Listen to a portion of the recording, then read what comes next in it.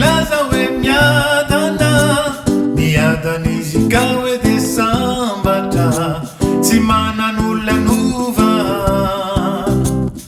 de hoe lafatra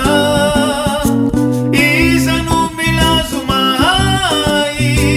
tena mahay tsy misotra azy mino fany tenany ray no nampahay azy tsy mahavita tena ianao ka aza temba mireare nisy tena nanampianao miainy rery tsy afa mandeha tena mila namanany ity fiainantsika ity fa ny tena namanale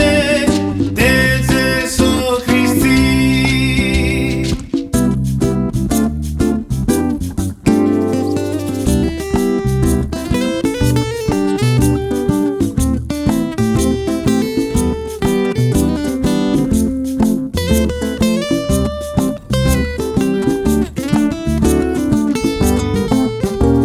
Izay milazo mpanan-karena tsy misaina fa tsy